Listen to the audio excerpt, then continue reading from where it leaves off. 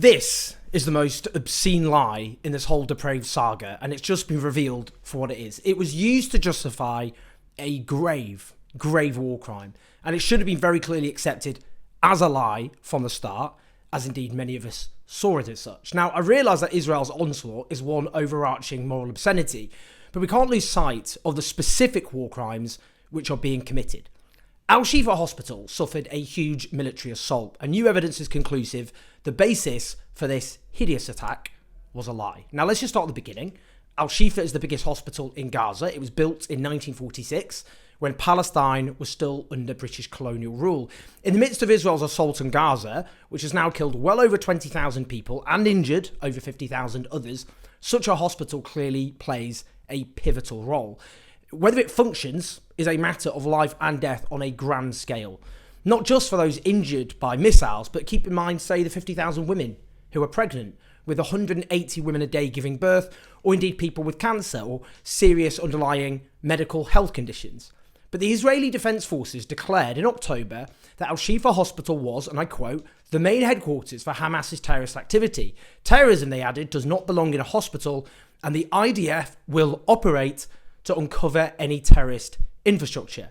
They then released a mocked-up video seemingly detailing a huge labyrinth series of tunnels, as well as Hamas meeting rooms. They also declared that Hamas's continued military use of the Shifa hospital jeopardized the hospital's protected status under international law. That's because, as you probably can guess without being an international lawyer, you can't actually just attack hospitals. That is a war crime. The exception given is if that hospital is used for clear military purposes, such as a base to launch rockets, and then it becomes a legitimate military target. Under Article 19 of the Geneva Conventions, in those circumstances, an advance warning must be given to the hospital and the attack must be based on the principle of proportionality. Now, the IDF claims were backed up by President Joe Biden's administration in the United States. They said Hamas is operating a command node from the Al-Shifa hospital when Israel was preparing its final assault. Now, the US provided no intelligence publicly to back up its claims and indeed refused to do so when asked. Now, as well as the medical staff there, foreign doctors who'd worked there strenuously denied the claims about Al-Shifa Hospital. Let's listen to the former Norwegian, the Norwegian physician who formerly worked at the hospital, Mads Gilbert, as one example. But with the go-ahead of the US administration, Israel repeatedly attacked and laid siege to al-Shifa hospital, where as well as patients, many thousands of terrified civilians were also sheltering. The hospital was left without power. Doctors, nurses and patients were killed by the Israeli assault, while premature babies died. A mass grave was dug for as many as 180 people, with the morgue having long ceased to function. According to the World Health Organization, the hospital became a death zone. When the IDF raided this besieged hospital, they arrested the director of the hospital and several doctors. The IDF then embarked on a propaganda campaign to back up these claims. The evidence they provided was a joke, not a funny joke. The horror of this can be described as many things, but funny is not one of them. As the brilliant investigative journalist Jeremy Scarhill put it, the IDF released its first round of purported evidence, which more or less consisted of a smattering of automatic rifles, some nestled behind an MRI machine, and a conveniently placed combat vest with a Hamas logo on it. With the exception of Israel's most diehard supporters, this effort appeared to convince almost no one of the sweeping assertions about al-Shifa's importance to Hamas's current operations. Indeed, damning stuff from the outset. They then released videos supposedly showing tunnels below the hospital. It was already known Gaza has an extensive network of underground tunnels, partly used to smuggle in food and crucial supplies. Gaza, after all, has suffered the longest siege in modern history, and you don't have to be a sympathiser to Hamas to be sympathetic to the civilian population getting food and supplies. But as well, almost certainly smuggling weapons, which, as Scarhill says, those claims entirely credible. We also know that there were tunnels and rooms under the hospital because Israel built them when it was occupying Gaza in the 1980s. Now, the IDF released footage of what they said, let's just remind ourselves, was the main headquarters for Hamas's terrorist activity, footage of these tunnels. The best we got was some dilapidated bathroom. I mean, it was pathetic, completely pathetic. completely, in no way, justified what they said about al-Shifa Hospital. Israel refused demands for an independent investigation of this tunnel, and then they destroyed it. Convenient, so no one could then investigate the actual evidence. They also released CCTV footage from the 7th of October, which showed 2 hostages being brought into the hospital. Now, this should not need saying, but I'll keep saying it. When Hamas took civilians hostages, they committed a grave war crime for which there is no defence. The first thing I would say is they presumably, the IDF, scoured through all the CCTV they could get, and all they could offer up was evidence that this was the main headquarters of Hamas was this.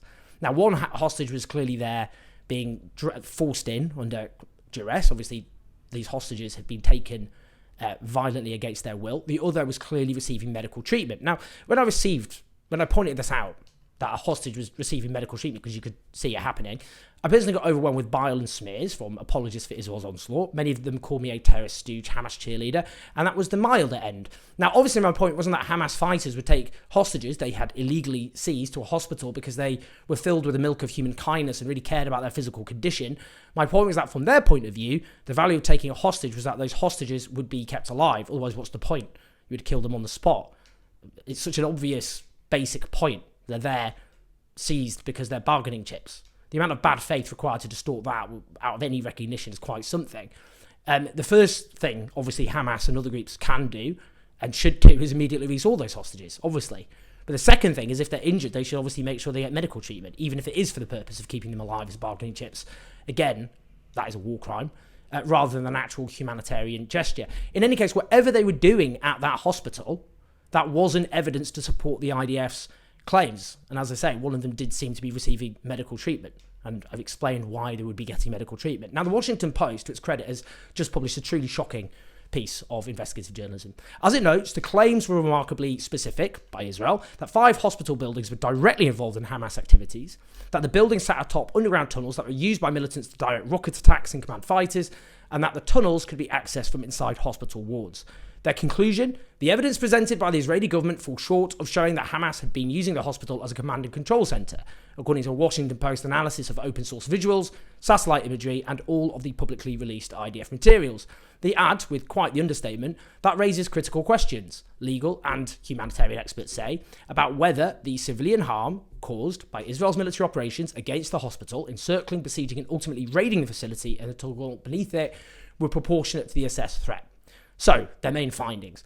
The rooms connected to the tunnel network discovered by IDF troops showed no immediate evidence of military use by Hamas. None of the 5 hospital buildings identified appeared to be connected to the tunnel network. There was no evidence that the tunnels could be accessed from inside hospital wards. It goes on to emphasise the unique horror of what happened. The targeting by a US ally of a compound housing hundreds of sick and dying patients and thousands of displaced people has no precedent in recent decades. The march on al-Shifa caused the hospital's operations to collapse. As Israeli troops closed in and fighting intensified, fuel ran out, supplies couldn't enter, and ambulances were unable to collect casualties from the streets.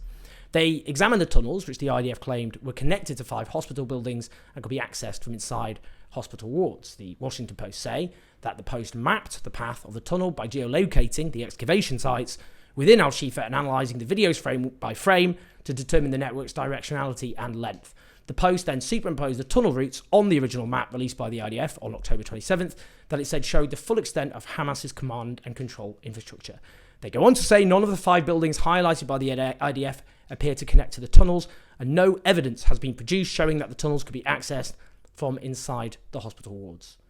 As for the 2 small bathrooms, a sink, 2 empty rooms, according to the Washington Post, no immediate evidence of them being used for command and control, no recent sign of recent habitations, that no one had recently been there. The Washington Post also said about the 2 hostages on the CCTV camera, it was not clear if the hostages were taken to the hospital for medical treatment or other purposes. Misuse of the hospital 5 weeks before the IDF operation does not bear on the legality of the IDF operation. Let's be clear. This was a grave war crime. A grave war crime for which there is no defence, none, zero. And yet, as well as the US administration, multiple commentators, journalists, media outlets justified the assault on a hospital full of desperately ill Palestinian civilians, including children, including the elderly, including pregnant women, and indeed including newborn babies. That includes, for example, a column published in the Washington Post itself entitled "Evidence Confirms Israel's al-Shifa Claims, so critics move the goal posts." You can't make this stuff up. Let's take Jake Waller-Simons, the editor of the Jewish Chronicle, and I must say, that paper's a travesty, given the humanity and love which exists in Britain's Jewish community and the contribution made by that community to movements throughout history for justice and liberation. There wouldn't be a left as we understand it without the Jewish community. Now, he tweeted 1 month ago, as predicted, we all knew the hospital was a Hamas HQ. It was even in season 2 of Founder. Jeremy Bowen and Owen Jones should be eating their words. Well, Jake, it's not me who should be eating my words here. That the US administration and so many commentators propagated these claims helped Israel justify further assaults on hospitals and medical facilities with catastrophic human consequences. Now, here's just one war crime amidst the litany of so many other war crimes happening every day. Now, as the gravity of what Israel has done, as the depravity and scale of the war crimes becomes impossible to defend, many of those who cheered on this barbarism have suddenly gone pretty quiet. I don't know if you've noticed this. Maybe they think if they walk away quietly from the crime scene, everyone will forget they were there in the first place. Well, we can't do that. We have to hold them to account. This horror was made possible, in part, because of those who helped disseminate the lies, the distortions, the propaganda of the Israeli state. They can't get away with it. Indeed, there's something I want to finish by saying. And I don't want this to sound self-indulgent or centering myself. I say this because of the wider point, and I suspect it's how many of you feel as well. I had no illusions in the Western media before this horrendous episode, none. I've worked in the mainstream British media now for 12 years. That's 30% of my entire life. I was fully aware of the racism, the bigotry, the official Western propaganda that's often believed and regurgitated. And I'm not surprised, per se, by how much of the Western media lined up behind this atrocity or simply refused to speak out against it and call it for what it is.